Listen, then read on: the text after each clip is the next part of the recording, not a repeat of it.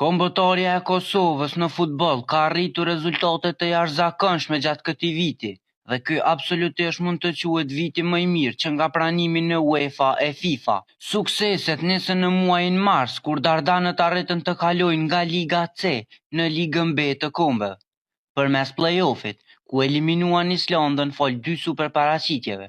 Fol 2 fitoreve në Prishtinë e Reykjavik, Kosova arriti për herë të parë të siguroj kualifikimin për në Ligën B të kombeve. Muaji qershor ishte i rezervuar vetëm për 2 ndeshje miqësore, ku Dardanët triumfuan ndaj Armenisë 5-2 e Komoreve 4-2. Testi më i madh e më i vërteti filloi në muajin shtator, ku nisën kualifikimet në Kupën e Botës. Në një grup me Zvicrën, Suedinë e Sloveninë, pa kush ishte optimist për rezultate pozitive. Optimizmi ra edhe më shumë kur Kosova e humbi ndeshjen e parë në Basel ndaj helvetikëve 4-0. 3 ditë më vonë, situata morri tjetërkohje. Në krye me Foden, futbollistët Dardan arritën një fitore të madhe, duke e mposhtur Suedinë e Isakut e Gyokereshit 2-0 në Prishtinë, për ta shtuar besimin se ky ekip mund t'ja dalë. Në tetor gjithçka kishte ndryshuar.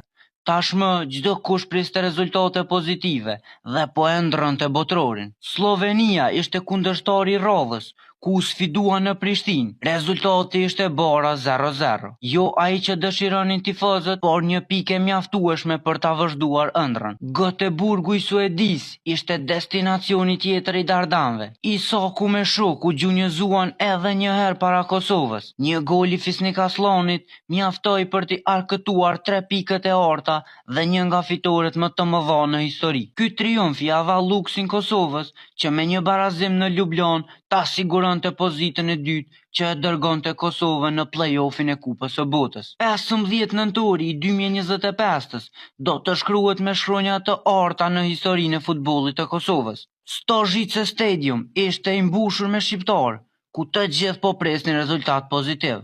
Në fund, asnjë nga ta nuk u zhgënjye, pasi Kosova arriti fitore 2-0, triumf ky më i rëndësishëm që nga pranimi në UEFA e FIFA. Këto 3 pikë i siguruan pozitën e dytë në grup e kualifikimin historik për në play-offin e Kupës së Botës. 3 ditë më vonë në Prishtinë ishte një festë e vërtetë, ku Kosova ishte një koqire e Zvicrës dhe doli sërish të pamposhtur me ndeshjen që u mbyll 1-1. Pas 6 ndeshjeve, Kosova kishte 11 pikë, në pozitën e dytë duke lënë mbrapa Sloveninë e Suedinë. Kupa e Botës është vetëm 2 hapa larg dhe Kosova ka mësuar edhe kundërshtarët që duhet i kaloj për të mbërritur në Amerikë. Slovakia do të jetë kundërshtar